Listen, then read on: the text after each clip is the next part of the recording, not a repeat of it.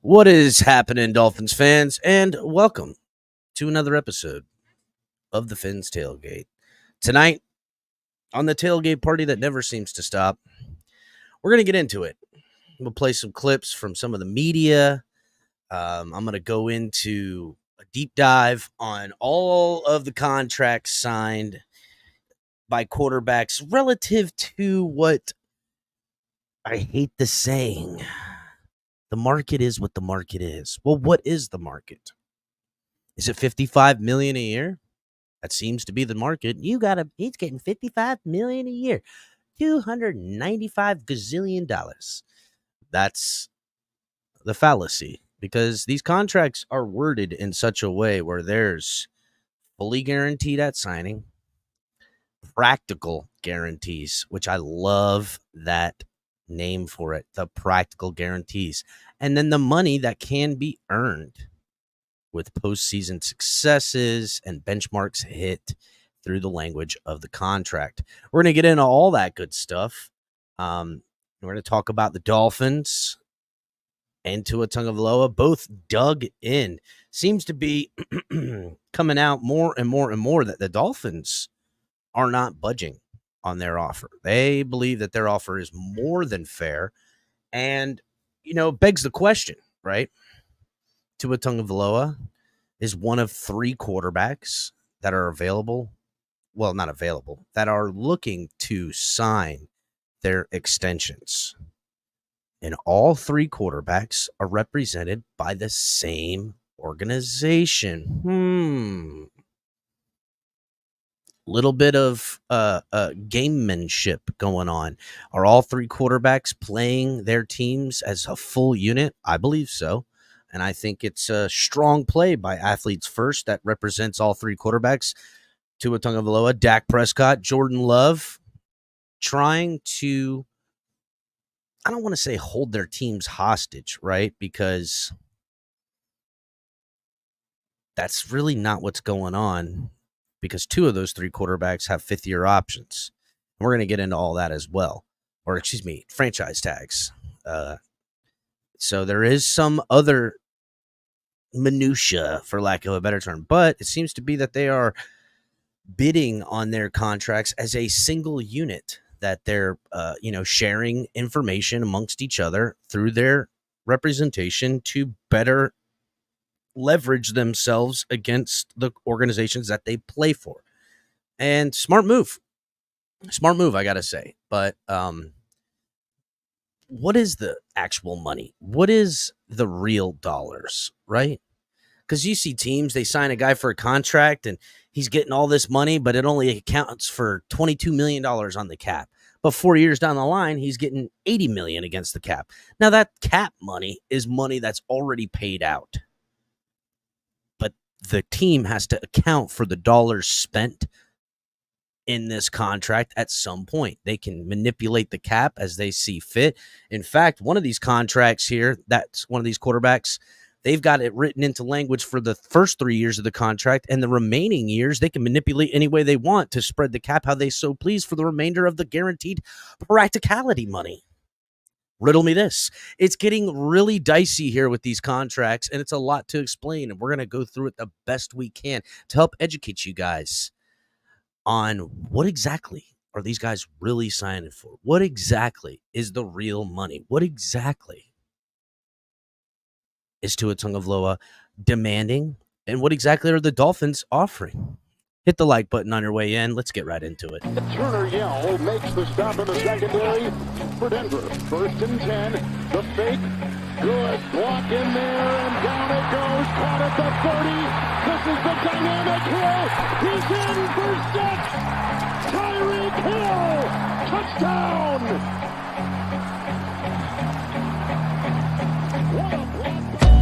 Take into your hands a plan, your own hands can land your own brand. And damn, I feel like no one takes accountability. They want the credibility, convincingly unwilling to put in the hours it takes to get some power. Don't be f***ing sour, take a cold shower, scream until you're louder, work until you're prouder, and all the doubters, they're just your downers. I swear to God they all let me down. I always fought just to wear the crown. I'm off at these fucking clowns who were up top, they deserve it now. It's only worth it if you work for it. Yes, it is another episode of the Fins Tailgate with your host, El Capitan.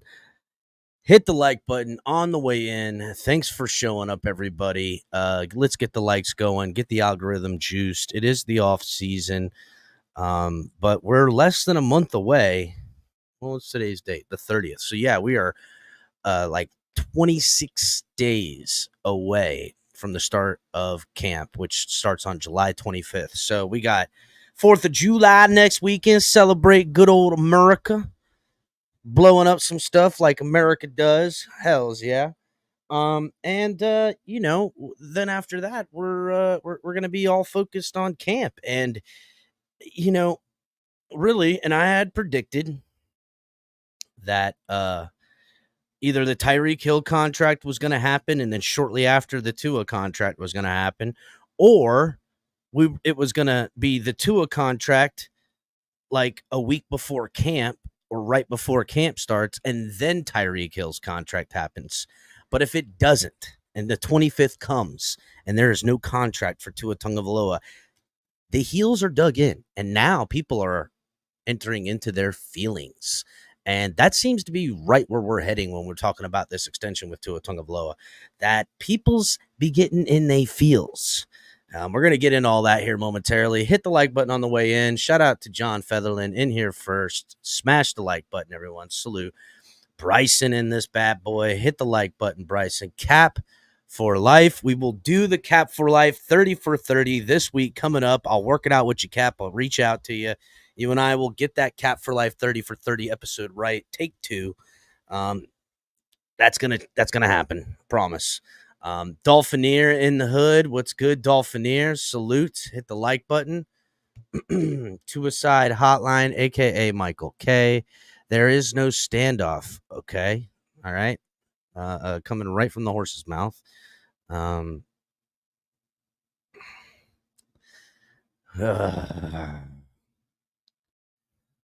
Kenna, what's up? Salute. Daniel Berry Sports, what's going on? Duke, what's going on, homies? Salute. Jamie in here. What's going on, Jamie? B Rob, welcome. Thank you. Hit the like button. Raf, I expect to see Raf. What's going on, Raf? Q in the crib. What's good, Q? Hit the like button. And everybody do like Adam Sadowski and become a member of the channel by hitting the join button, help support the program, donate to the program. All of those things help us grow, helps us keep the lights on. And, good way to get noticed in chat is through the super chat. If you have questions and want to make a statement or want it to be heard, I can't miss it in chat. Hit the like button, become a member, all those good things. So, all right. It's been it's been a rough go of it, right? I had reported back in May that hello, Jules. Tua can wait another year, Jules says. Well, he can. He can actually wait longer than that. The Dolphins control what he can get with franchise tags. In fact, this year and next year with inflation and contracts signed, probably a $43.5 million franchise tag for a 6th year with Tua would only guarantee Tua $66.5 million, $67 million over the next 2 years. And why would the Dolphins pay a penny more than that? Because they love Tua, and they do. They want him to be here. But we're just going to pay extra for the sake of paying extra? Why? This is a what have you done for me type of society. What has Tua done for us? He's given us stability at the quarterback position. I will say that. But there is some instability with him as the quarterback. We cannot allow a 1-season sample size of remaining healthy throughout a season to be the crux of which we base all of our financial decisions on with a guy who hasn't played a full season in a long time. Dating back to college, missing games. Been injured, missing time all through college, all through the pros. And I'm not saying that doesn't warrant him any money. And that's what a lot of people will hear. They'll be like, "Oh, you just hate Tua. I hate you, Capitan. Don't do that to me, Capitan." I'm just being honest, right? I don't understand the Dolphins fan, right? That takes a moral, victory lap around a player being the highest paid in every scenario at his position, taking it from our bank account. And I say this loosely because it's not physically my money. And that's what a lot of the people, it's not your money. What do you care? That's your money. What do you, that's not you. I got to worry about the team living in a cap society. I got to worry about that money being paid and my team suffering because they have to pinch pennies in other positions. Don't we like having Tyreek Hill? Don't we like having multiple weapons? Don't we like signing guys like OBJ and Calais Campbell in their advanced years at their positions, but still great pickups? All that's right out the window. You'll be watching and you'll be bleeding talent out the door easily if you're overpaying for players that don't make up for their production to warrant the payment. Now, if there's plenty of instances, right, where a player is so good in their respective positions that they make people around them better. They can take, okay guys. I'll give you a good for instance, right?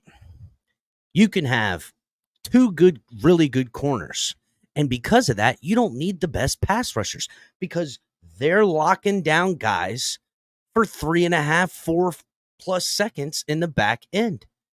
And because of that, it's only a matter of time, unless you have a super mobile quarterback, but before these guys get off their block and get to the quarterback.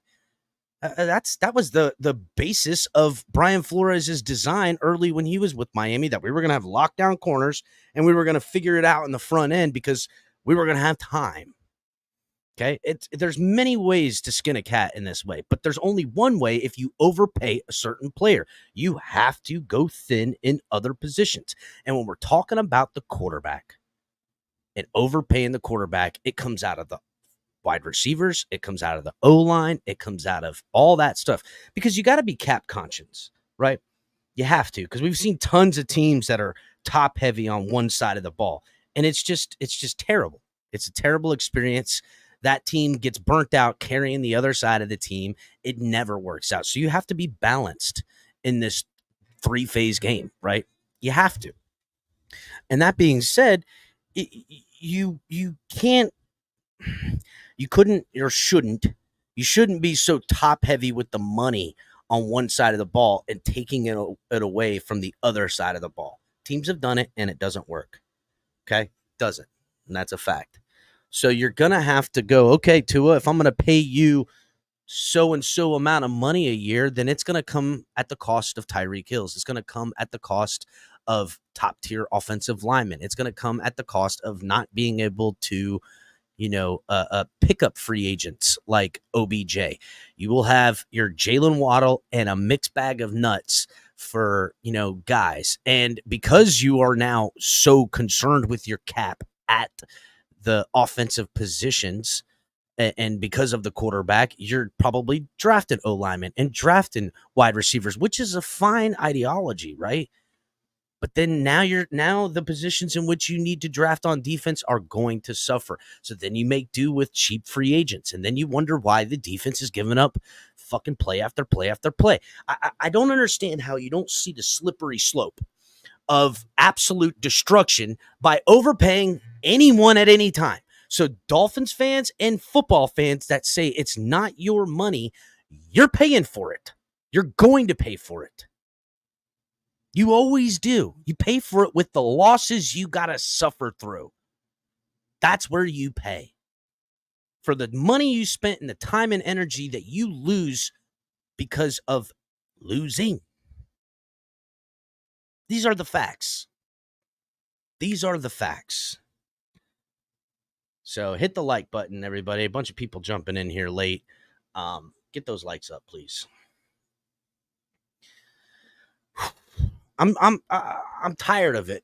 I'm tired of arguing with people about Tua Tagovailoa because I keep hearing this. Other creators say it. People on the internet say it on YouTube, on Twitch, on Twitter or X, however you want to call it. It'll always be Twitter for me, dude. It just sounds weird now being X. But anyhow, they're saying is the market is what the market is.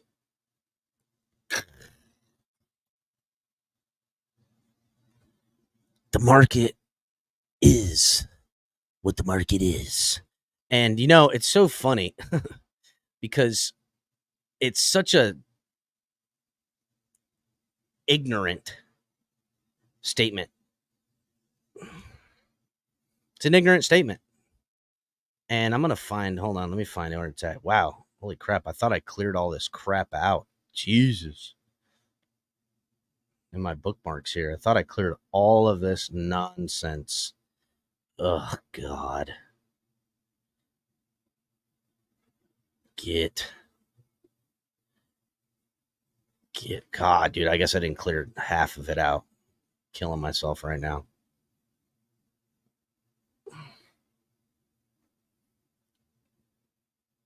Ugh. God.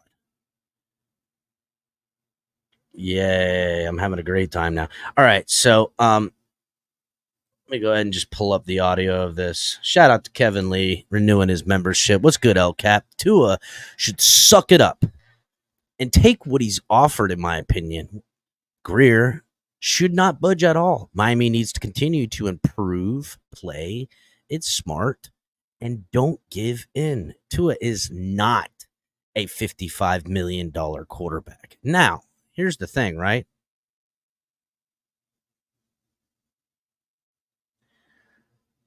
Oh, look. Jets fan on X says, give us Mike White back. There goes Turbulence. I see you, dude, over there on X. You should make the trip over to YouTube, buddy, at the Finn's Tailgate on YouTube. Right there underneath El Capitan in the left corner, and you should make the trip. Kobayashi, why are the Dolphins being sensible now? Well, they've been sensible. Chris Greer has been very sensible. Why do you think we didn't sign Robert Hunt for the money he got on the free market? Why do you think we didn't sign Christian Wilkins for the money he got on there? Because there's better ways to spread out that type of money to one player. Look at the Raiders. The Raiders is a top-heavy defensive team, and it's going to amount for jack shit with their football team. It really is, and everybody and their mother knows it, Raiders fans included. Everybody's looking at it going, there's no way the Raiders are going to compete in the AFC West for a multitude of reasons. What's their quarterback? O'Connell?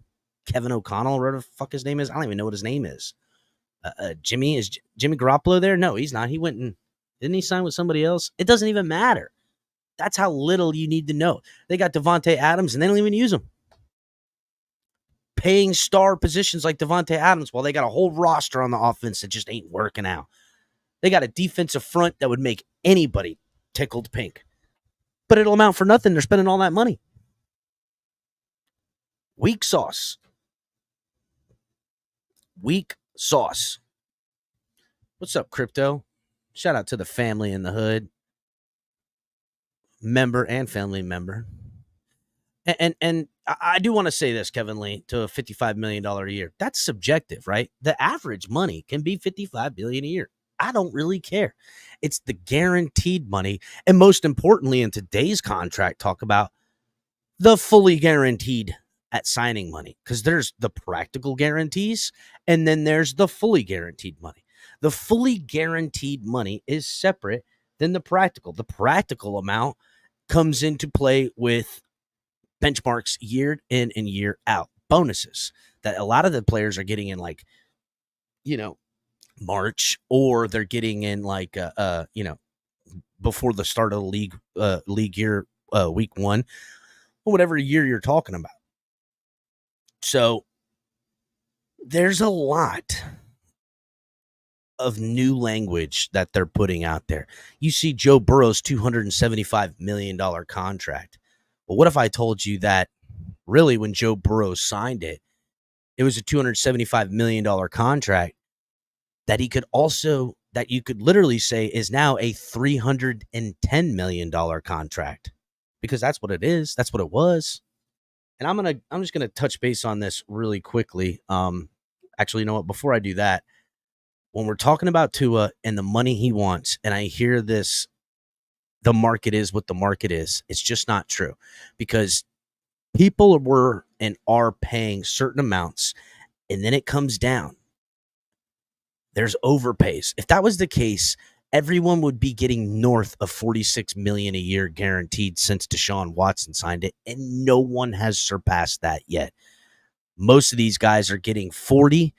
I mean, Jalen Hurts is getting $39.8 million a year guaranteed. So it's been different. So that's just not a fact when you say the market is what the market is. But I'll tell you what, it severely irritated and pained me to hear when my quarterback said it. And I'm going to play the audio where he said it back in camp. Hold on a second. Let me do this right. So a couple months ago when Tua was, at camp, because there was some time in which he took off from camp, this is what he had to say. And it's literally, it's just, listen. I'll tell you one thing. The market is the market. If we didn't have a market, then none of that would matter. It'd just be an organizational thing, Didn't matter if that guy got paid that, because it's up to the organization. So that's what I would say. The market is the market.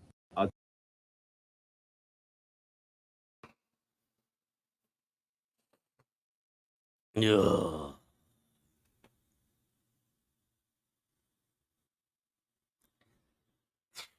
It's such a political style statement to me when we're talking about money. Q says, did Jacksonville overpay Trevor Lawrence? I think so. I know they didn't, buddy.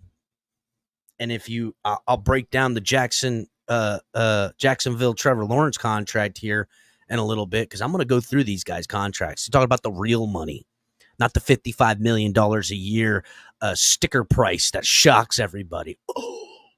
Oh my God, I can't believe. No. Because the reality is, Trevor Lawrence only got like $113 million in new money guaranteed. And I'm going to go into all that.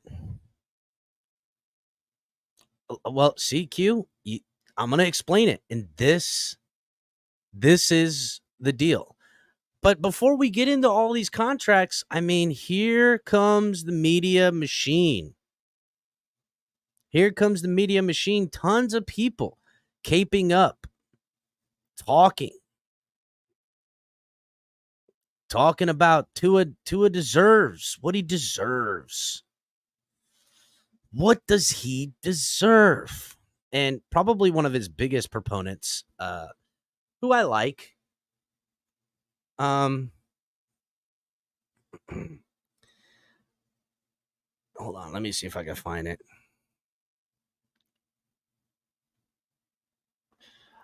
Here's another thing, and they're super vague, okay, with these words. So listen in. Yeah, 100% agree with you that they have to get it done, and they will get it done. And despite all the consternation and polarizing opinions about Tua, whoever the next quarterback up is, they get paid. And it doesn't matter if you're better than this guy or that guy, unlike. So here's, I don't know who the hell this guy's name is that was on NFL Network, but that is about the dumbest shit I've ever heard in my life. It doesn't matter if the guy's better than that guy. The market is what the market is. The last one gets paid more than the one before. Shut the hell up. That is the dumbest way to do business ever. Are you kidding me? You're just, if I've got a quarterback I drafted in the first round, I'll give you a perfect example. Jordan Love. Jordan Love's got 8 games of good football. So just pay him the most money. Just give it to him. It's his turn. He gets the most now. See, it's easy to really look at it in a smarter lens, right?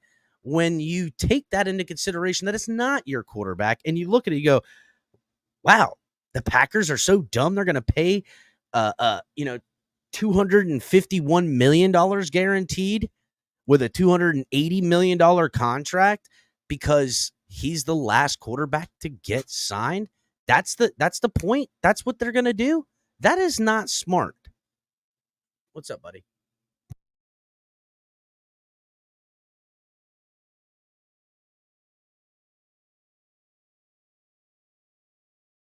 One second, everybody.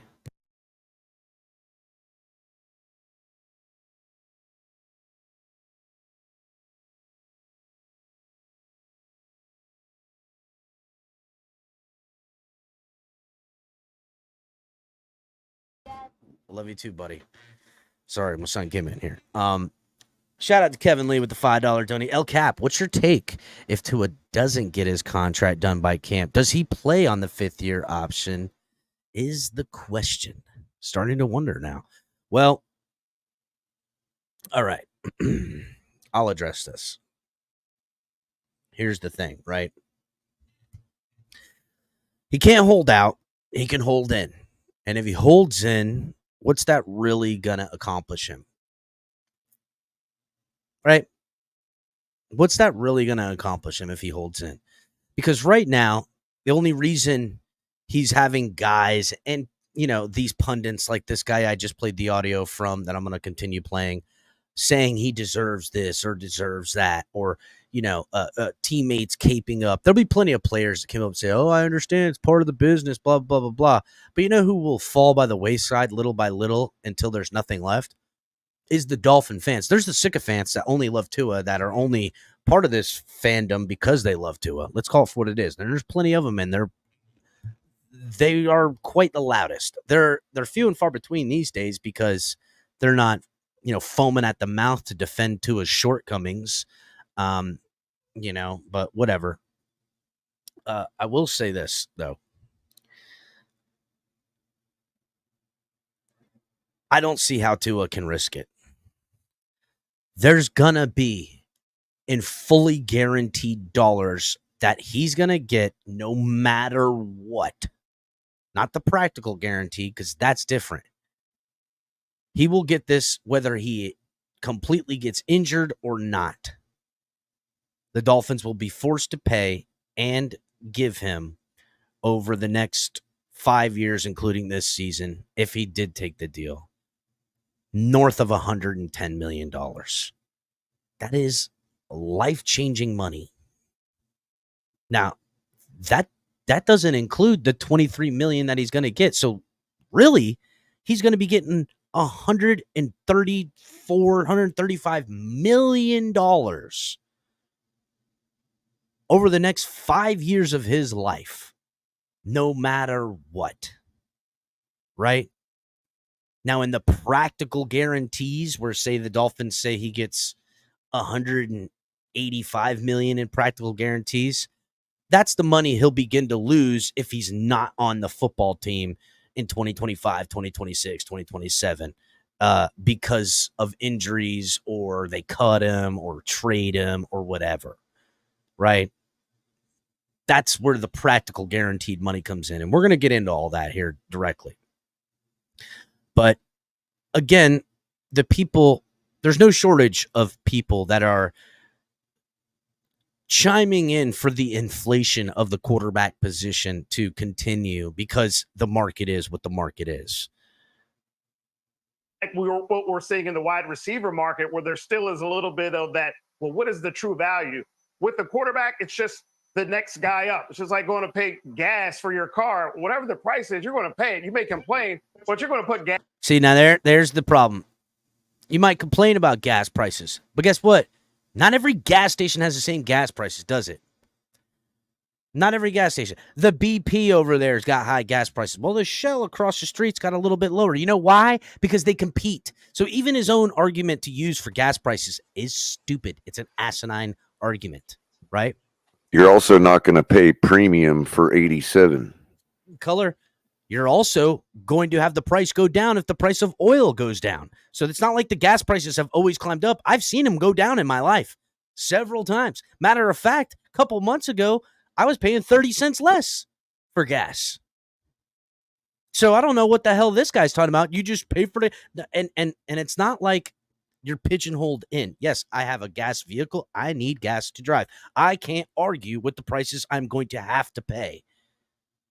But that's not true about the football team. I could go just like I could get an electric car and never have to worry about gas prices. I could go and get a different quarterback. Now, I'm not thinking that the Dolphins are in that realm, right? They're not necessarily, looking for other options at the quarterback position. But push come to shove, and they have to. They will. Life goes on. I still got to drive to work. I still got to drive to work. I can't just because this car broke down. Don't mean I keep it because the market was the market when I bought it. No, I got to fucking buy a new car and get to work. So don't play all the analogies you want because I'll smoke every last one of them. Fuck around and find out. Gas in your car. And I was a part of, in 2015, talking about a polarizing quarterback with Eli Manning, when we gave him that 4-year, $84 billion extension. At the time, that $21 million a year tied Aaron Rodgers for an NFL record. And of course, people were saying, well, Eli's not as good as Aaron Rodgers. Why are you paying him? But kind of on the front edge of what the trend is now, Ian, of if you got a guy, you got to pay the guy, because if you don't pay him, then where do you go? So that's where it is right now with the quarterback market. And well, there's where you go. You can go elsewhere. You can franchise tag and control it that way if you want to play real fucking rough. I mean, it's all of these pundits are acting like this is all news. What do you mean franchise tag? What are you talking about? It's the guy that plays the next guy that gets the next guy that gets the money. That's how it works. Money gets moneyed. I'd pay more. And I'm not going to ever do nothing about it. Now, the reason this stuff is really getting juicy, right, is because a couple days ago,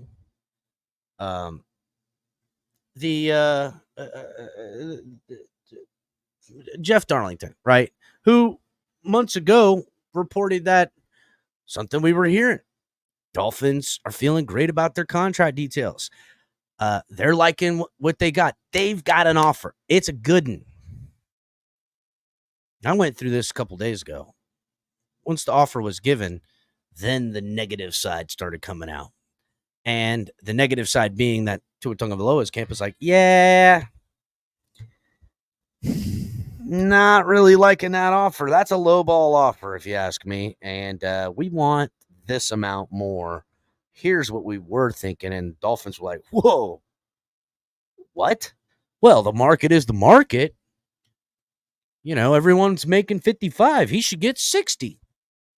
If we're going by a lot of these idiots right now, Tua should make $60 million a year, average annual salary. He should get fully guaranteed $180 million of the fully guaranteed at signing, with $220 million in practical guarantees that he will get with benchmarks, and a chance to make $285 million. Let's just give him all that. Why not? Because the market is the market, Capitan. It's the market. That's the market. Don't you know anything about markets? Don't you know anything about being frugal? Don't you know anything about business? I go and buy lumber. If I buy it in bulk, I get it cheaper. If I buy it from the distributor rather than the resale, I get it cheaper than that. You guys don't understand market, do you? You don't. You don't really get it. You don't really know about things. You just know what you hear and repeat it. Well, that's what Dan Orlowski said. That's what this guy said. I read it somewhere on a blog. And I'm just another fucking asshole up here You know, you can say, hey, Capitan said this, and someone be like, well, who the fuck's that? You'd be like, that's the guy that knows everything. That's what you could say. Hit the like button. Anyhow. So, good old Jeff Darlington stirred the pot because indications are coming out that not as good as people thought it was early reported. Here's Jeff Darlington talking about it. Why hasn't that deal gotten done yet? Well, this is complicated, and at the risk of breaking the streak that Marcus has right now, I want to just talk about something. I've been long optimistic about Tua Tagovailoa getting this deal done. I'm not saying that it won't get done because these things generally happen. But right now, there's 5 words that are looming over this contract negotiation, and they're the words that came out of Tua's mouth. The market is the market. Oh, there's 5 words looming over, and the things aren't really good, and it's because the market is the market. Here's where you fucked up, athletes first, Tua Tagovailoa. You all think you know what the market is the market, and you may be right. But the market for said player is subjective. And really, you know, and I'm just going to rewind back a little bit here. We're talking about athletes first. If all 3 quarterbacks don't sign and all 3 quarterbacks go on into a free agency, open market type of scenario, those 3 teams and probably 2 more, one being the Raiders, another being, I don't know, will be the only 5 teams bidding financially on those 3 quarterback services. Now, if Dak resigns and Jordan Love resigns and it's just Tua, then it's Tua bidding against or the Dolphins having to bid for Tua's services versus the Raiders or said other team. Now, the Raiders could go on and only win 3 games this year. And that would pretty much, with the draft pick, probably put them out of the contention. So who are the Dolphins really bidding against for Tua Tagovailoa's services? Themselves? Well, if they're bidding against themselves, the market is what the market is. Well, the market says, for me, as the Miami Dolphins, that I owe you $23.3 million in 2024. And if I franchise tag you, I owe you $43.3 million in that year. And if I franchise tag you a following year, I'll owe you probably like $50 million in that year. So in the next, the next couple of years, I can bundle all that together and not have to pay you nothing. But the market value of franchise numbers, there's the market value. So when you say the market is the market, do you mean more than that? Because that's not the market, is it? That's more than. He said that after Jared Goff had signed his deal and before Trevor Lawrence signed his. The complicated part of this is the Dolphins could point at that Jared Goff deal and say, well, we're not the Detroit Lions. We're not making that decision. But when Trevor Lawrence then leapfrogs it, you've got a situation because right now the Dolphins are not offering the contract that is the market value based on those other deals that were done. So if this gets there, it's just going to require more negotiations. And we're not to panic point just yet. I just think that my optimism earlier has to be slightly scaled back at this point, given all of those factors currently in play. Okay. Now we'll get to your question, Q. Now we're going to get to your question. Because the market is the market, right? Well, what does that mean? What does it mean? Well, it doesn't mean the Jared Goff contract, according to Jeff Darling. But now with the Trevor Lawrence contract coming to fruition, does it mean that? Well, what is the Trevor Lawrence contract? What is it really? So, Trevor Lawrence signs a blockbuster extension of a 5-year extension worth up to $275 million, averaging that $55 million a year. Ooh la la. Here's the deal, though. Keeps him through the contract through the 2030 season. And it includes of fully guaranteed money, $142 million. Now, the Jaguars do have an out after the 28 season, heading into the 29 season, in which case the remainder of that $142 million that was guaranteed at signing would come out of the remaining years in dead cap, which would be, excuse me. They would owe him nothing in dead cap. They would have no dead cap after the 28 season. Wow. So they're going to pay it all up to that point. So $142 million guaranteed at signing. This will include the signing bonus, which he got, plus the 2024 salary and the 2025 salary, which are his fourth year of his contract and his fifth year. And then they have it also includes in that 142 the 2026 salary and option bonus and the 2027 salary compensation as well. So they're going to get all this money taken care of, this $142 million paid up by the start of the 2027 season. Now, here's where it gets a little tricky. Additional $12 million he can get if he's on the roster on the 26th season. This is a fully guaranteed injury clause. So they're going to spread out. They're going to give him $12 million of the year 2027's money. They're going to give him $12 million the year before as a upfront guarantee, which is how they're spreading out some of the money on the bonuses, and they're tacking that money back to the end of the contract on the voidable years, which they have voidable years already written into the contract for 2031 and 2032, where they're going to carry $14 million in dead cap and $7 million in dead cap. $7 million in dead cap and $21 million in dead cap into those years that he's not even under contract for. So already they're getting into the fucking craziness of the contract. 2025 option bonus of $35 million guaranteed. 2026 option bonus of $35 million guaranteed. 2027 option bonus of $35 million guaranteed. $29 million of it fully guaranteed. And 2028 option bonus of $35 million guaranteed. There is a no trade clause, but they can cut him at the end of the 2028 season.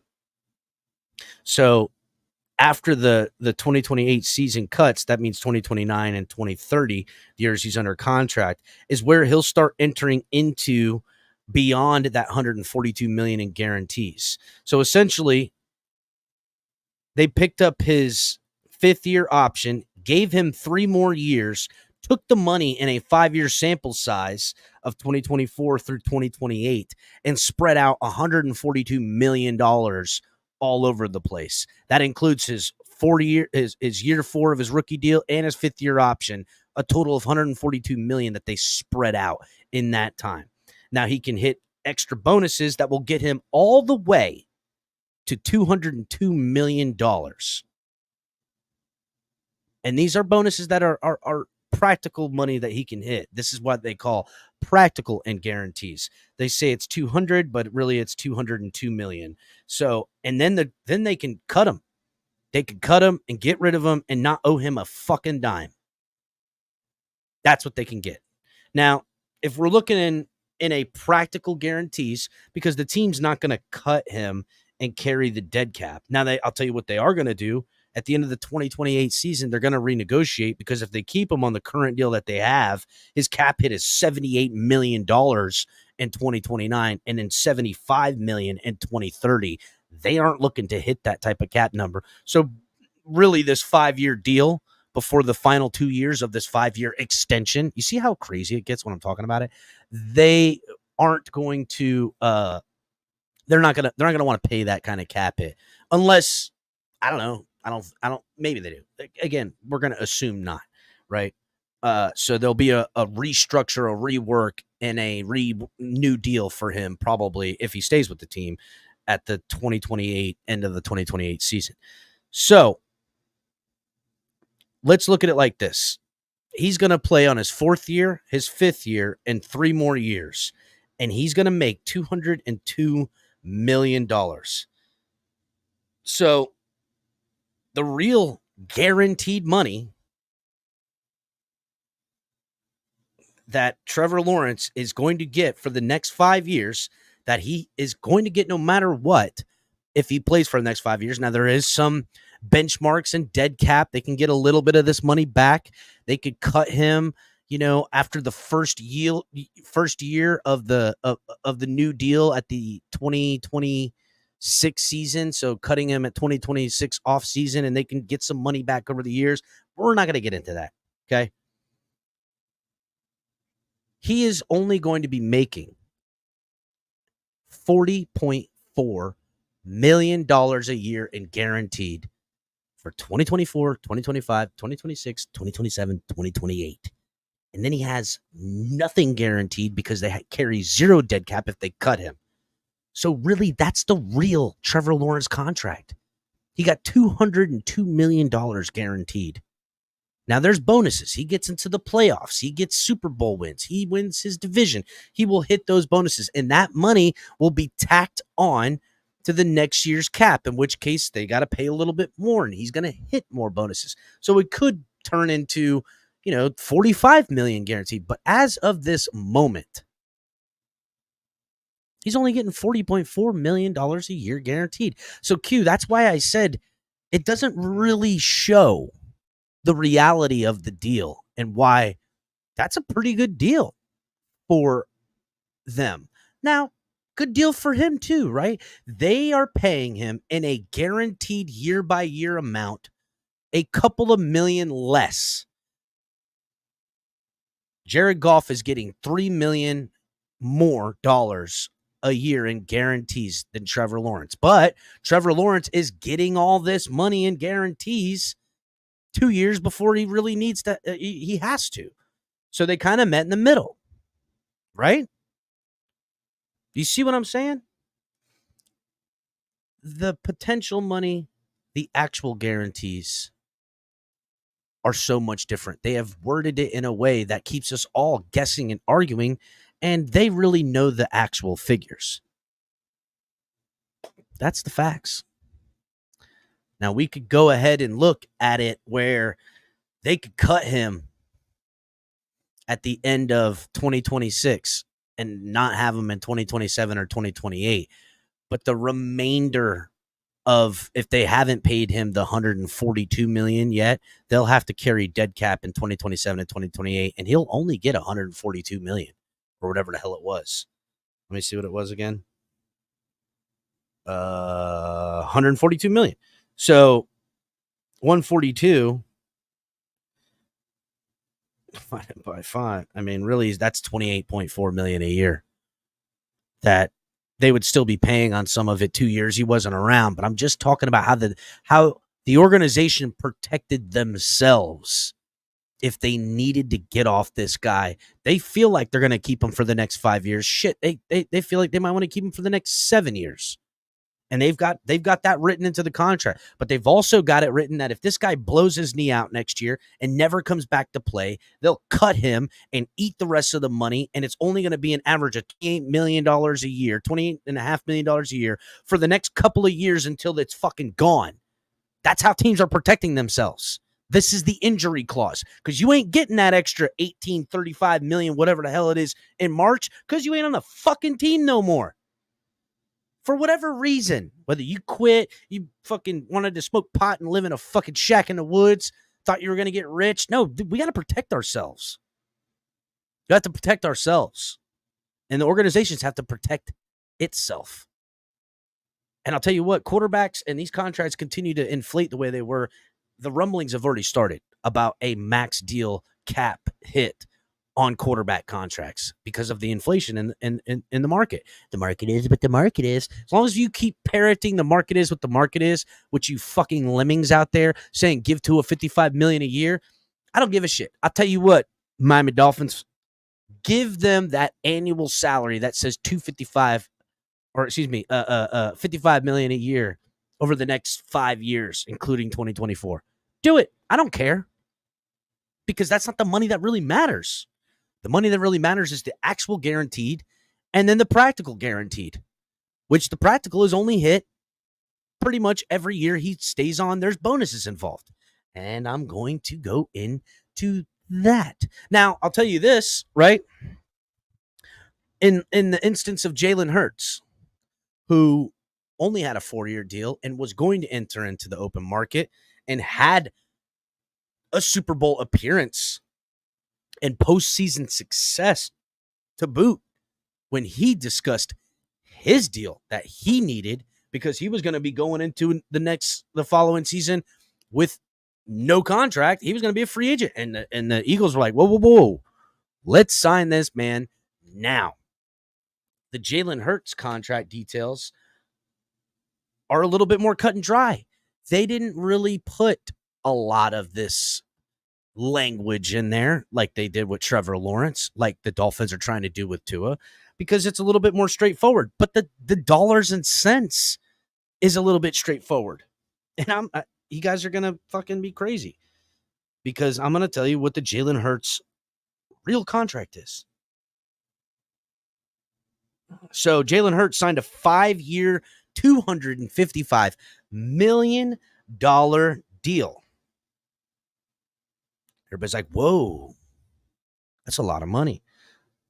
Well, the guaranteed at signing amount was $110 million. 110 million. Remember that number, because you're going to hear it again. The total guarantees, now these are the practical guarantees, which are different, was $179.4 million. Now, here's the thing, and this is a crazy deal. Everybody's like, oh, man, you see, cap doesn't really matter. The cap isn't real because it can be manipulated. You're right, but it has to be accounted for, right? The deal is this.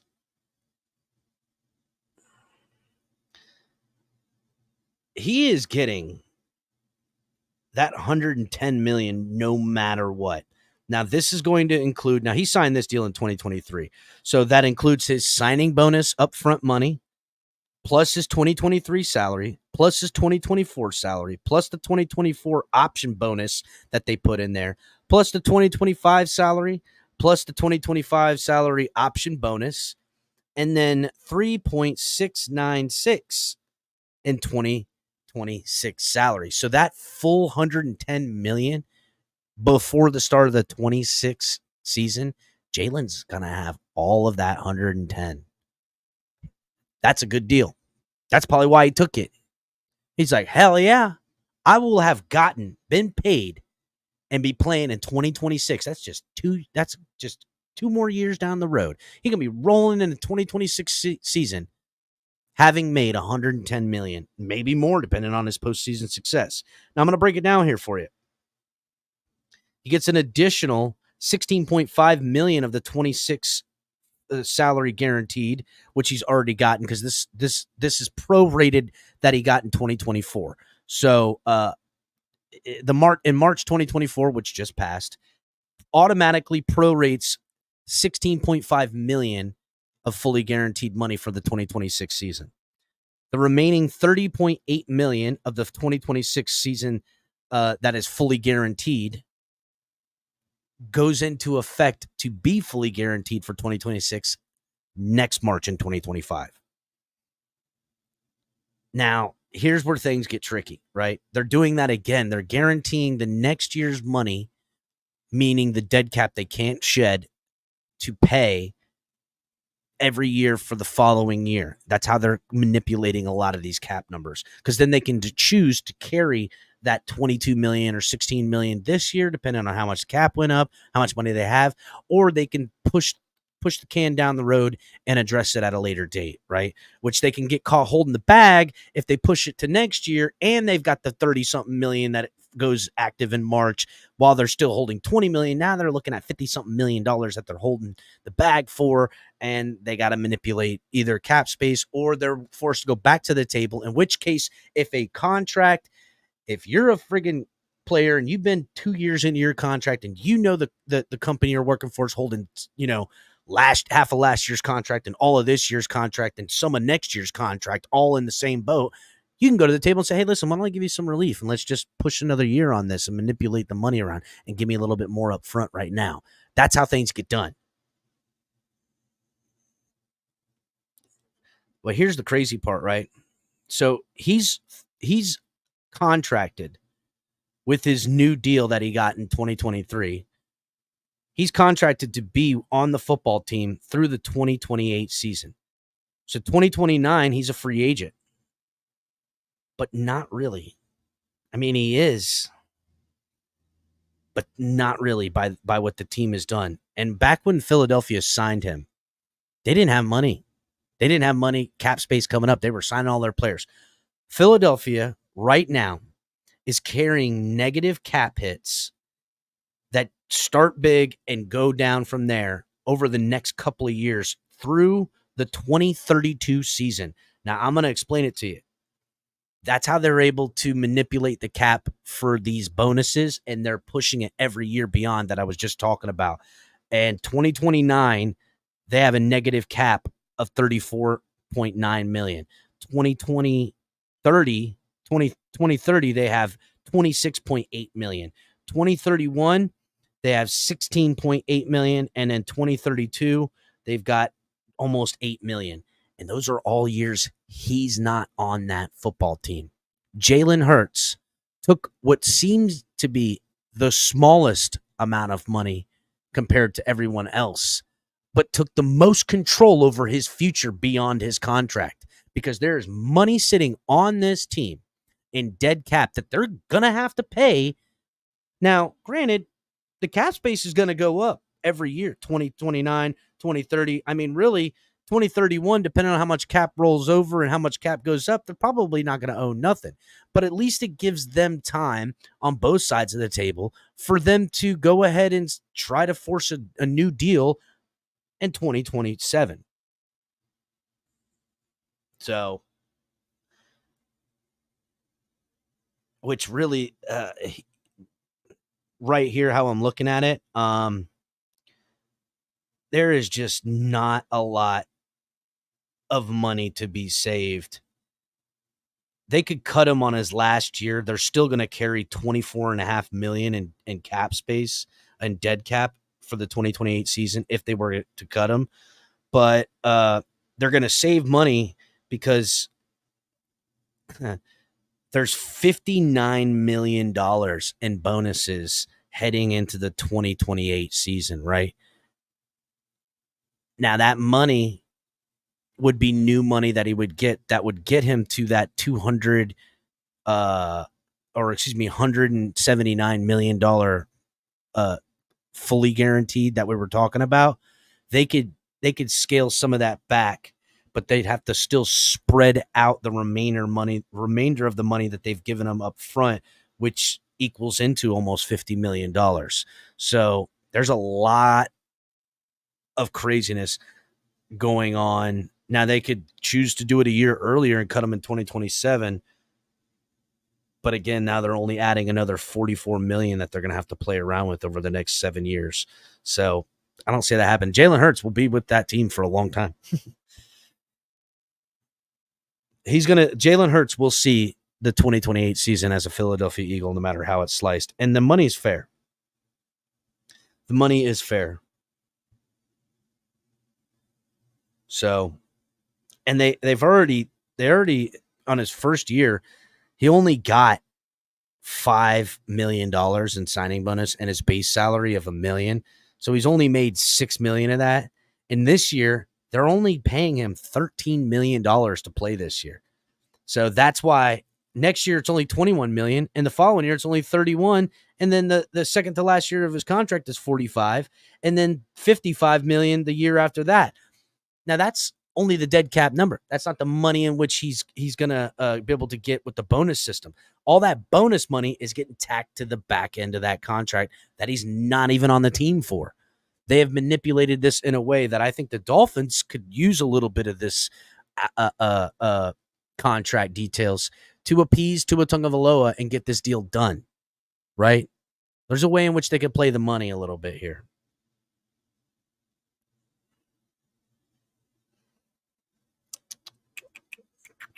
Now, the Jared Goff contract is completely different. It's really, really crazy to even go into all the details of the Jared Goff contract, to be honest, but I'm going to try. Because here it is, right? Jared Goff signed a 4-year extension, okay, where he gets $113 million fully guaranteed at signing, with 170 practically guaranteed. Now, the funny thing is that unless they cut him and still carry about $15 million in dead cap, they're still going to pay. They're going to pay that 170 no matter what. It's just, I don't know how they did this contract, but here I'll try to get it out. So,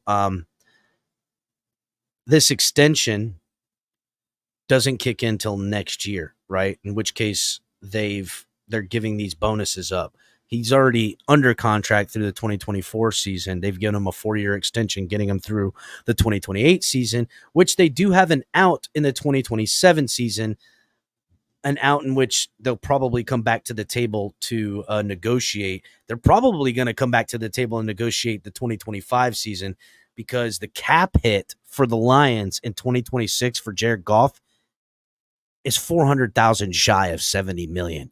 Jared Goff's, I don't know who his representative is, but he did an amazing job squeezing them. And you know what?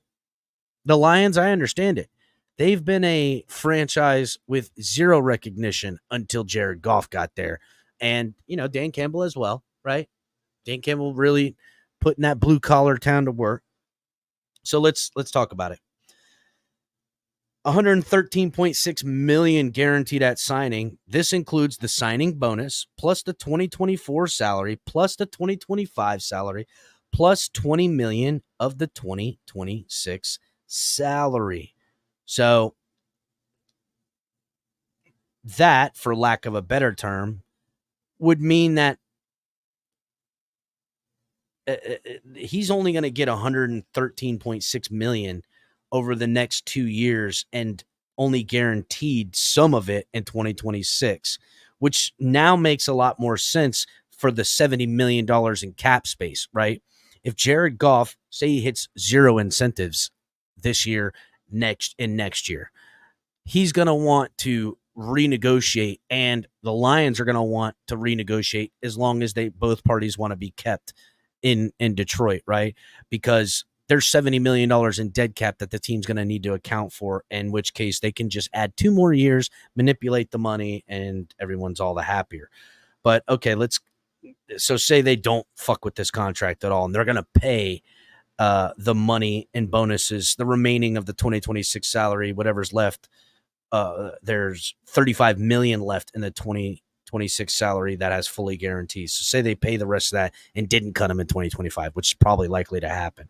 And say they didn't work out a new deal. He would then get 22 million of 2027 fully guaranteed for injury at signing. Oh, that's already guaranteed. Holy shit. And then 18 million of the 20. Oh, wow. Wow, he's got him over a barrel. Holy shit. Okay, so he'll get 18 more in 2027 fully guaranteed in March of 2026.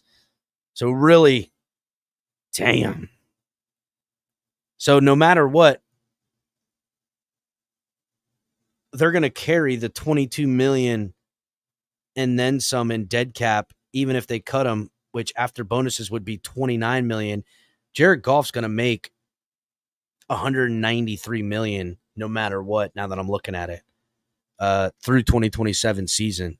The only way they can get out of that money and pay him less is if they cut him after the 2026 season and don't let him see the 2027 season. But if he goes and sees the 2027 season, they're on the hook for $193 million. In which case, if they've done that, they might as well not rework the deal because the final year of his contract is only $14 million. No, it's not. It's $40 million, but only $14 million of it is fully guaranteed that he's going to make in new money. But they're going to carry $61 million in dead cap. Holy shit! Well, from what I can see here, guys, Jared Goff owns the Lions. He's got them over a fucking barrel, dude. The cap hits are crazy. 2026, 70 million. 2027, 55 million. 2028, 61 million. Jesus, they're fucked. They're done.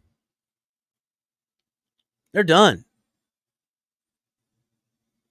I see why the Dolphins do not want this Jared Goff contract. That Jared Goff contract completely ties your hands to this quarterback. And when I look at the tie my hands to my quarterback that the Eagles did with low guarantees, high incentives, and pushing money off into years 5, 6, and 7 years down the line, that's the way to do it. That's the way to do it.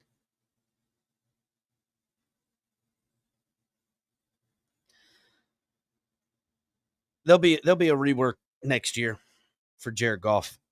There's just no way. No, there'll be a rework after the 2025 season. That's all there is to it. They'll either rework them or cut them and blow everything up. And maybe the Dolphins want to do something like that, right?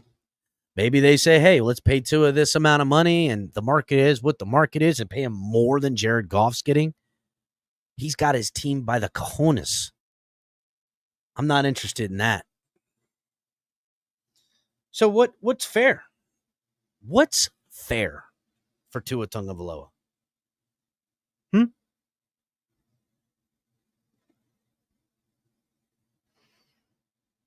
Does anybody have an idea?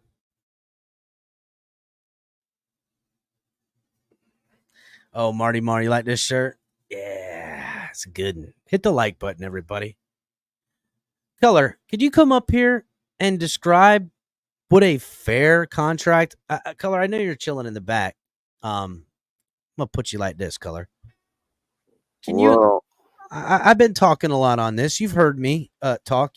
The difference between the Trevor Lawrence deal, which is a super team-friendly deal, to I don't want to call it a team-friendly deal with the Jalen Hurts, but a team deal that can work with.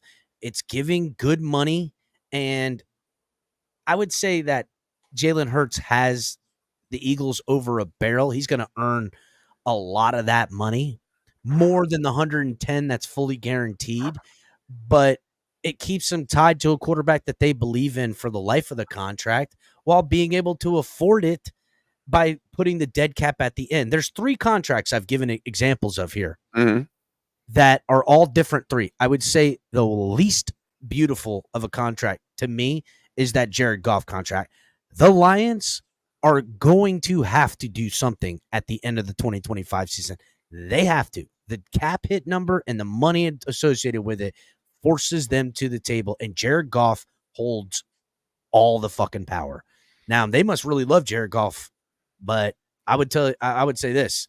The way the situation that the Dolphins are having right now with Tua Tagovailoa's representation, they are not going to put themselves in a Jared Goff situation. They're not going to fucking do it, and I don't blame them. I mean, even if they did, we can't keep glazing over what Jeff Darlington actually said in that, report you mentioned, that the Dolphins' ultimate the ultimate contract would be Jared Goff. That's the least That's the highest. That's the, hey, this is the worst we're willing to stick ourselves. And that's what he said. Well, let me rewind it a bit because I don't think that's what he said. No, I'm talking about when he came out and said the Dolphins are, working on a contract and want to pay Tua and this and that and the other. They think he deserves it, and that their ultimate, then that's the word he used, their ultimate would be Jared Goff money. He said that before he said all the other stuff.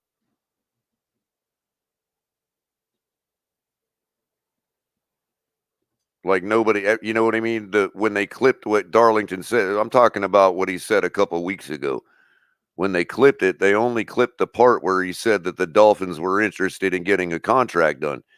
They didn't play the part before that where he said that their ultimate amount, from what he was hearing, or his feel of the situation, was that their ultimate amount was Jared Goff money. And he used that specific word, ultimate. I mean, that would be their top amount. Now, what I suspect is Greer wants to look. I don't think I think they want to do something.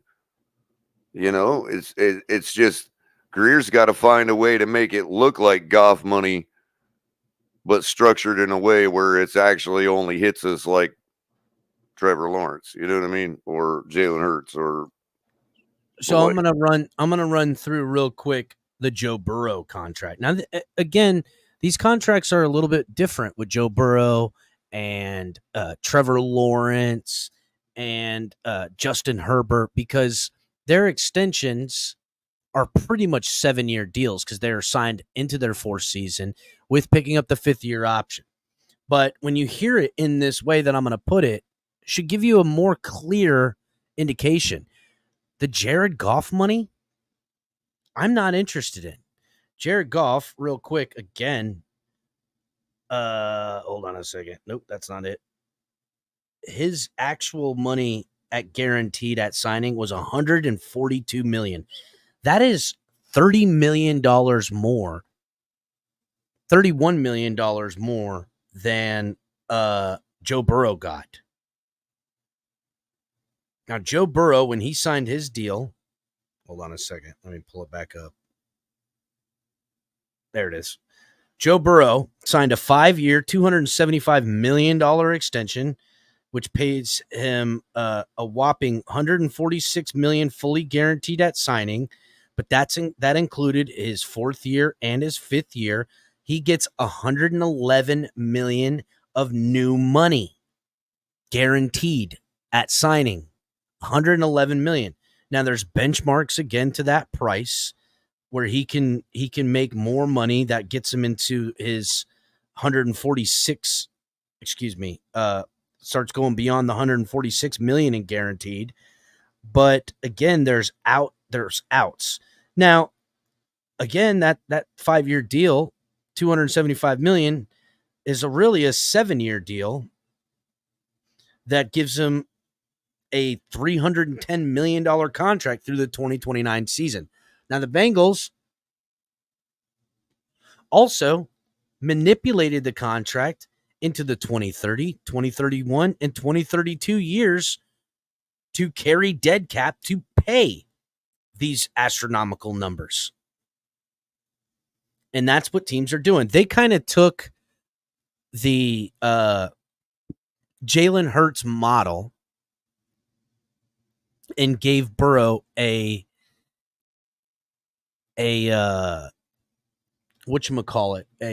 Goff type of deal.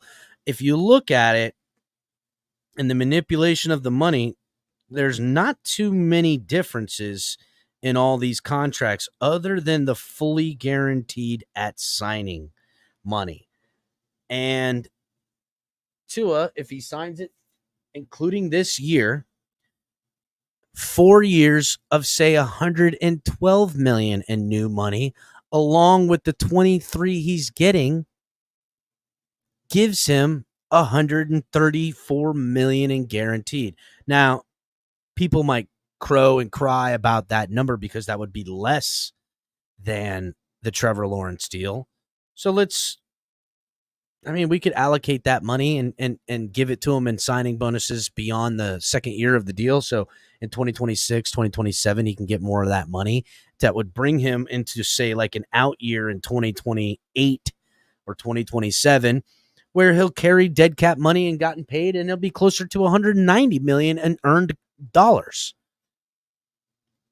That's how they're going to get this deal done, Color.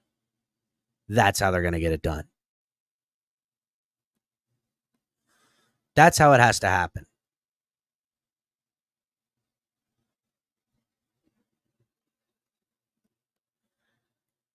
That's pretty much where. And I know people are going to hate to hear it, but the thing that Trevor Lawrence and Baker Mayfield have in common is them dang playoffs, man. And I mean, people aren't going to want to hear it, but you look at like what even the Baker Mayfield deal, and you're like, what are we paying for beyond that?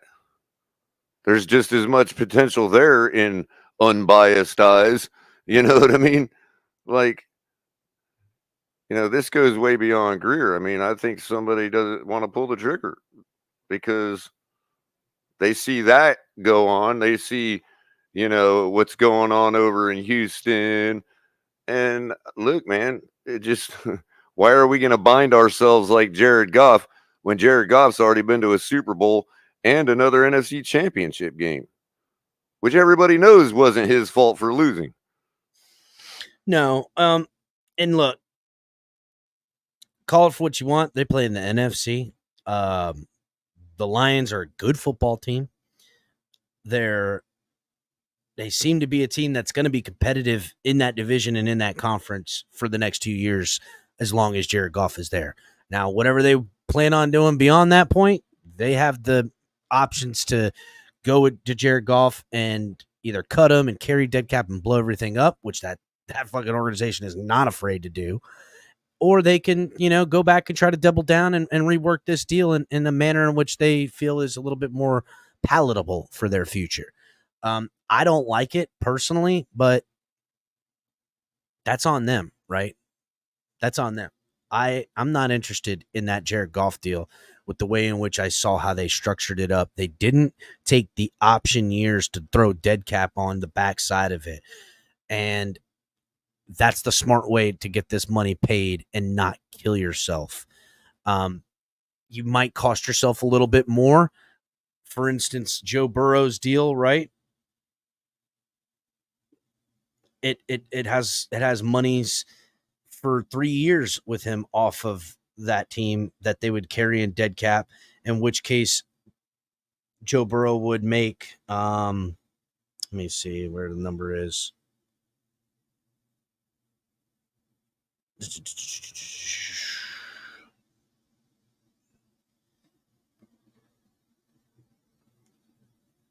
All right.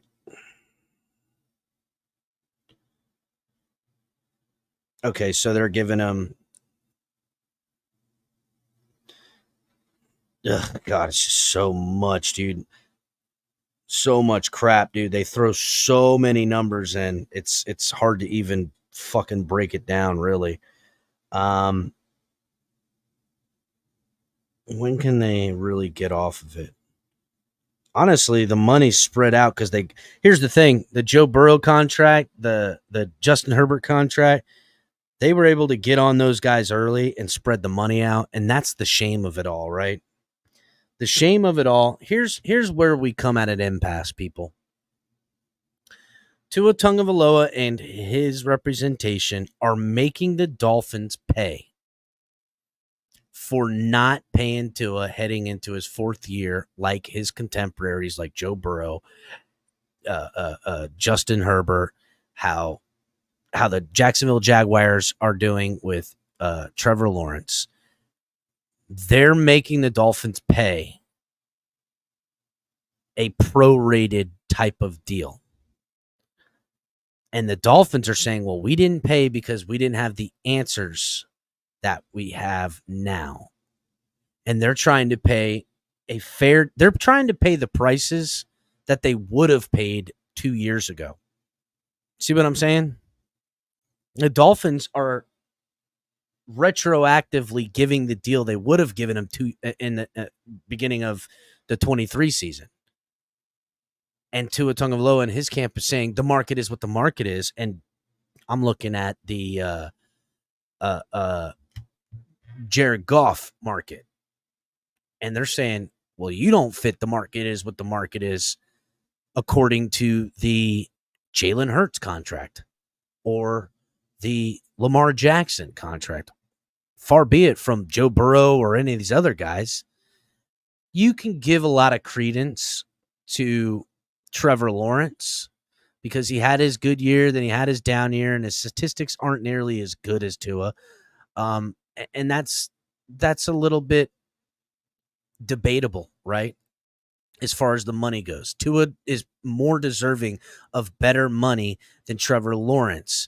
The problem with that is that the Dolphins are now being penalized for paying him and not having a fourth and a fifth year to manipulate the money like the Jaguars did, along with tacking on extra years of dead cap that they can deal with the quarterback not being there. So, and that is what it is. Is that not also the market being the market? Your player got injured. Your player didn't make it back quick enough to be considering his fourth and fifth year in his next contract. Your player's never going to get that marquee contract because of it. That's the breaks, kid. It's the truth. So here's the deal. Here's the deal, right? And I see people in chat, Q, and others that believe that the Dolphins can and will cave. The only leverage Tua Tagovailoa has is his play on the field. Because it's not financially. He doesn't have the financial leverage. He doesn't. There's only $66 million he can potentially earn in guaranteed, and that's if the Dolphins decide to pick up a franchise tag next year. That's it. And they could franchise him a year after that. So let's say they do. What? Another $50 million? So he's getting $111 million guaranteed over the next 3 years. This year and 2 more years. I'm pretty sure in the next 3 years, the Dolphins can either figure out somebody they've drafted and brought in through the ranks, or one of these years, it just shit the bed and they can trade all their assets and move up and draft somebody anyhow.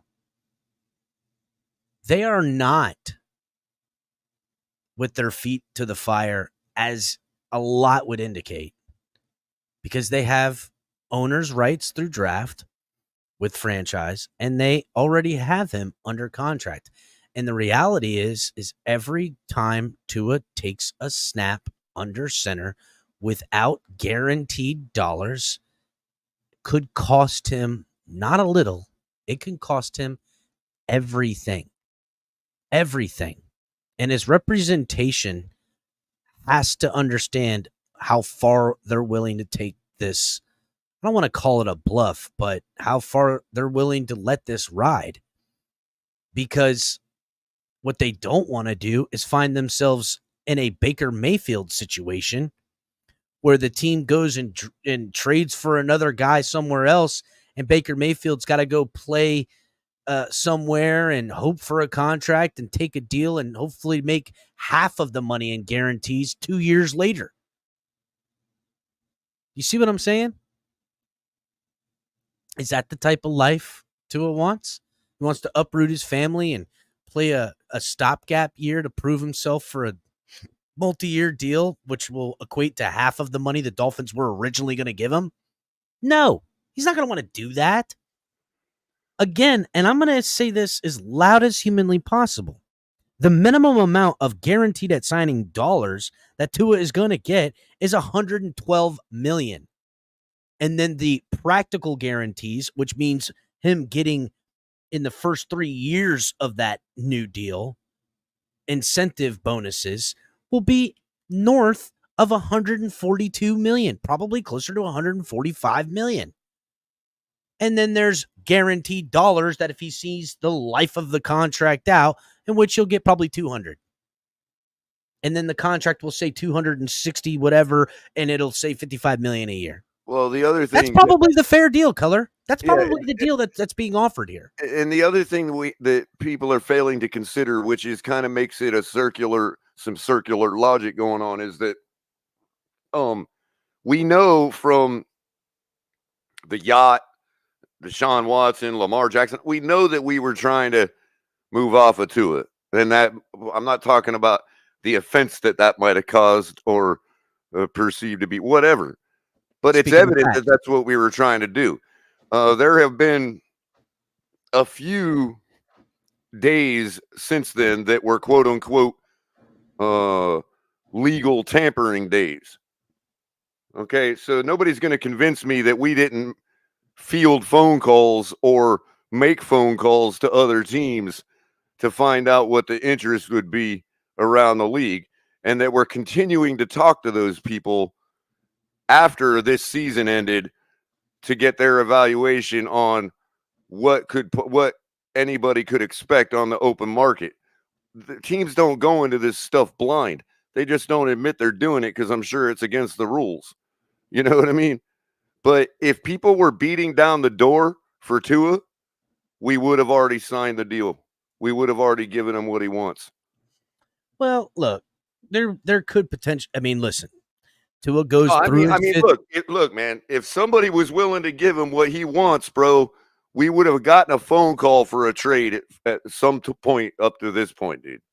And maybe they have, but maybe again, it's not worth being with whatever capital you'll get for him to having no quarterback, right?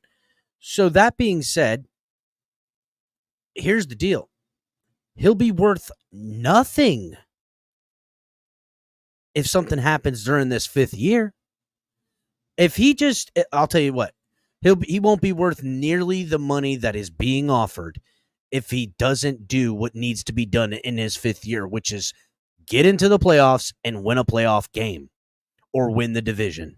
If he doesn't do one of those two things, the price doesn't go up at all. That's my point.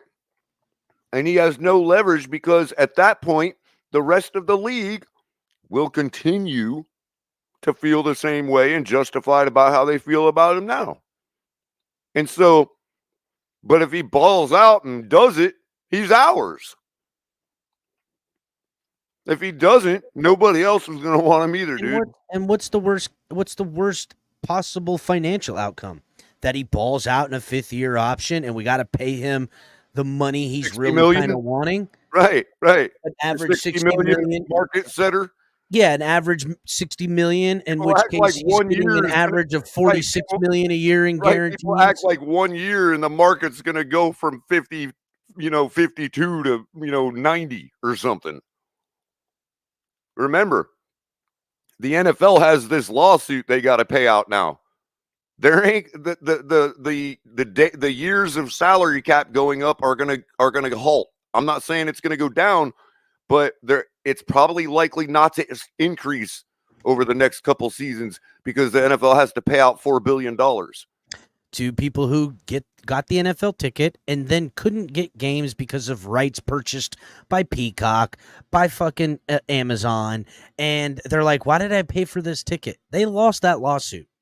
They lost it because that's the whole point of buying the ticket, that I got all the games. And now you have teams or games that were bought and paid for that I can't see, that I got to go buy another service. So they stepped right in it with that. And yeah, you're right. That is something to consider, which might be why owners and the committee at large are talking about a cap at the quarterback position, a max deal type of situation, in which case, if that comes to fruition, I promise you it'll be like 23% to 24% of the overall yearly cap that a team could make. And if that happens, it's going to be terrible. And I can already hear crypto. I'm going to channel him right through me. Ready for this one? I'm going to channel crypto right through me. Let's hear it. If all of the projections for the last few seasons have been made on the idea that the cap is going to continue to go up a certain percentage and the cap stays the same, that is the same thing as the cap going down. That's right. And that could be something, or the cap, Crypto would be proud of me. What do you think? or for instance, say the cap only goes up 6-7 mil. That's nothing. In the projections of what we're seeing, that is going down. Right. Yeah. And you could find yourself with a $65 million cap hit on a quarterback that you were accounting for 15 more million to have with cap moving up over the past 2 years, and it didn't come. And now you're left holding the bag, and teams are aware of it. I mean, look, here's the thing I worry about, right? Are the billionaires who really can see the forest through the trees, are they preparing for an economic downturn? That's something I worry about, but that's geopolitical, and I'm not getting into that. I just wanted to do with this exercise today, really break it down in a manner in which I felt could really show everybody. Okay, Tua could potentially get 186 million, which is a 1 million more in guarantees up front than Lamar. But it could only be an actual of 115 million or 125, which is way more than Jalen Hurts, way more than some of these other guys that have signed that didn't get new money like this. But the Dolphins did wait until the final year of a 5th-year contract, so they got to pay a little extra in that aspect, and that's kind of meeting in the middle. It really is. They could find themselves with, paying a little bit more than what Trevor Lawrence in new money guaranteed at signing. And if Tua, is playing on the 3rd year of that deal, he'll have made all that money and getting more of it and starting to eat into that 195 that he's going to get. But the minimum amount is going to be relative to what the other people are getting. And if he's asking for a lot more than that, then the Dolphins can't pay that. They shouldn't. And that's the facts. And you all don't have to like it. You can cry and whine all you want, but I am on Team Miami, not Team Tua. Okay? I want Tua here. I do not want to be this time next year with a franchise tag, looking for 2 first-round draft picks, dealing with all that drama, wondering if we're going to draft someone. Because I promise you this, if they franchise tag Tua next year and he plays on the franchise, the Dolphins are not preparing to work out contract with Tua. They're preparing to draft his replacement and probably will. In which case, then we're on this timetable of Mike McDaniel and this entire franchise and this whole can they make it work without Tua type of thing. And it'll be interesting as far as content goes, but as a Dolphins fan, it gives me heartburn, right? Like I just pay this money. That's fair. Tua, accept the fair money. You're going to get 115 million or more no matter what. And then if you play this year, next year, and the other years, you're going to be close to 200 million before you know it. And if you hit the benchmarks, like winning playoff games, like winning the division, like winning the AFC Championship, like winning the Super Bowl, your son of a bitch ass can make 300 million. And I'm not sitting here crying from someone who's going to make 100 million, 200 million, to 300 million. I don't give a fuck. Win me some football games. None of this would even be a problem. All of the leverage that is being played by athletes first is being played in a manner as if we didn't lose against Buffalo and then beat Buffalo as the AFC East champs and went to the second round of the playoffs and lost to the Chiefs, rather than it being the other way around where we lost at home against the Bills, then lost on the road to the Chiefs. No one cares how great, in revisionist history, you could say best passer rating, number 1 in passing yards. You could say all that, and that's fine. But when you look at other statistics, the one that mattered, Tua Tagovailoa and the Miami Dolphins last year were 1-6 against playoff teams. And the only playoff team they beat was the Dallas Cowboys. That ain't good enough, dude. It's not. Not for the talent that we possess. And then it begs the question, is it the talent uplifting the quarterback or is it the quarterback uplifting the talent? And I think the quarterback is meeting the talent in the middle, not uplifting. That's all. And I'm not saying this in any way to be that Tua is replaceable in the blink of an eye. I don't believe that to be so. But I like this coach. I like this organization. And for all those that hate Chris Grier, I like Chris Grier. I've been the biggest Chris Grier supporter since I started this channel, and I've fought in the trenches. Now, there's been some times I'm wondering what the hell he's doing. But when it comes to times like this, I see and I'm like, well, looks like he still knows what he's doing. So, just wanted to delve into it. If there's any more questions that you have, put it in the comment section at the end of the video. Hit the like button. Share this video, everybody. Short show today. Not going into it too long. Wanted to come in here and discuss this. It's going to be discussed 1,000 times over. But I figured if I can do it in a detail and really delve into the language that people are putting into the contracts right now for you to really understand what we're talking about when we're talking about money, the deal is very palatable, and the Dolphins know what this deal is to be palatable. And if Tua Tagovailoa and his camp is asking for far and away north of that, doing a prorated kind of like they want the Jared Goff money, I'm not doing it. I'm not handcuffing my team. So after the 2025 season, I am forced to the table with Tua Tagovailoa no matter what, because I got dead cap that I got to fucking eat even if I get rid of his ass. He will bankrupt this fucking team. The Dolphins sign a carbon copy Jared Goff deal to Tua Tagovailoa with a little bit more money because the market is the market. It will bankrupt this football team. It'll fuck us. We will be forced to go back to the table with Tua and keep him on for longer and manipulate the money. And it'll be more of mediocrity because of the way in which we'll be handcuffed. And you can, bottom line, and say what you want, Jared Goff ain't worth the fucking money that they handcuffed themselves to. Tua certainly ain't worth it. And that's, you can say whatever you want. I don't give a shit. I'm not doing it. And for all you guys that think he's worth more than Jared Goff money, you're a fucking idiot. You don't know football, and I can't help you. Well, I can if you keep watching and listen, but I don't know how to explain it to you better than this. Go and look at the contracts. Go and read the details.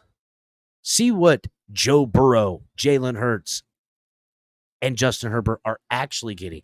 See what Trevor Lawrence is actually getting. And see where Tua fits into that realm, relatively. And all those quarterbacks have had better success except for Justin Herbert. And to me, I mean, it is what it is. Hit the like button, subscribe if you're new, donate to the channel, become a member, leave a comment in the comment sections at the end of the video, and fins up, everybody.